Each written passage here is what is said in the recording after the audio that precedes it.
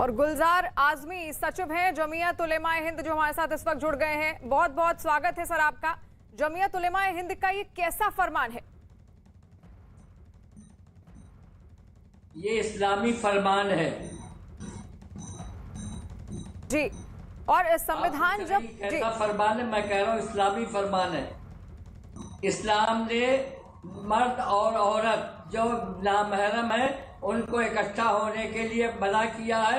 उनकी मिसाल आग और लकड़ी से दी है कि जिस तरीके से आग और लकड़ी एक जगह रहने के बाद उसमें आग पैदा होगी, इसी तरीके से एक नामहरम मर्द और एक नामहरम औरत के जमा होने के बाद वो सब कुछ होगा जो दुनिया में हो रहा है जी। और यहाँ पर संविधान जब बेटा बेटियों में फर्क नहीं करता है तो ऐसे बयान का क्या मतलब निकाला जाए? नहीं, देखिए, हम इस्लाम को मानते हैं, हम मुसलमान हैं। इस्लाम जो कहेगा हम उस पर अमल करेंगे और इस मुल्क में हमको इस्लाम पर चलने की आज़ादी है।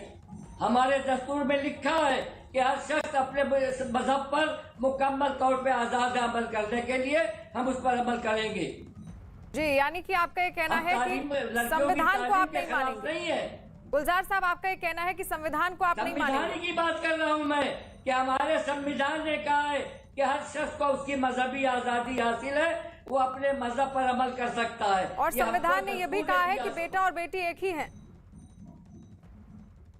क्या देश को पीछे ले जाने वाला बयान नहीं लग रहा है आपको ये? नहीं, बिल्कुल नहीं। देश मुसलमान आगे बढ़ रहा है, मुसलमान पीछे नहीं हट रहा है। आप दुनिया में देखिए, ये तो एक शब्द आप लोगों को सवार हो गया है कि मुसलमान जो है वो पीछे जा रही है। मुसलमान औरतें बहुत आगे जा रही है, अल्हम्दुलिल्लाह जी। और कई राजनीतिक दलों की ओर से गुलजार साहब ये बयान भी आए हैं जिन्होंने आपके फरमान का विरोध भी किया, चाहे वो बीजेपी हो या फिर समाजवादी पार्टी हो या बहुजन समाज पार्टी। भले करे, कोई भी करे, हम मजहब के मुकाबले में किसी सियासी पार्टी को नहीं मानते। हमारा मजहब पहले, उसके बाद सब कुछ।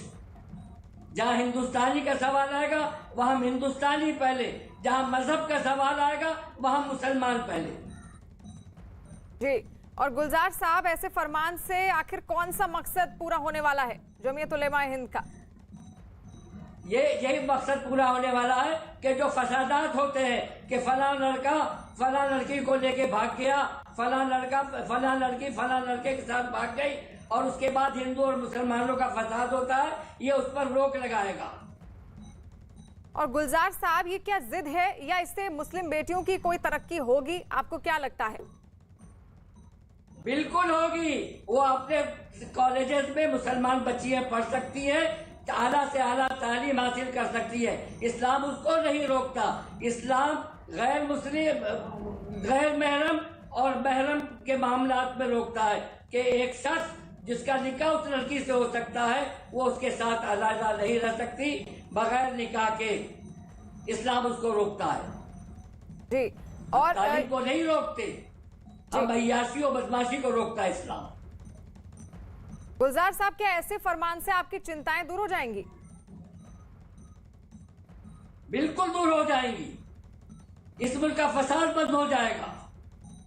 ये जो मोहब्बत लड़की की जाती है कि फला लड़के ने फला लड़की को लेकर चला गया मुसलमान और उसको पीटो और उसको मारो, ये सब बंद हो जाएगा जी। और बीजेपी का यहाँ पे कहना है, डिप्टी सीएम है केशव प्रसाद मौर्य, उनका ये कहना है कि ऐसे लोगों की पहचान करनी चाहिए और उन पर कार्रवाई भी करनी चाहिए। इस पर क्या कहना चाहेंगे? आज जो करना हो कार्रवाई कर लीजिए। हम कहते हैं कि हम इस्लाम को मानते हैं, इस्लाम की तालीमात पर अमल करेंगे। आपको जो करना हो हमारे खिलाफ करना। और आपका जो मुस्लिम समुदाय है गुलजार साहब जी, जो मुस्लिम समुदाय है, क्या ये फरमान मानने को तैयार होगा? बिल्कुल मान रहा है। मानने की बात करती हैं आप, मान रहा है मुसलमान जी। और गुलजार साहब, यहाँ पर केंद्रीय मंत्री है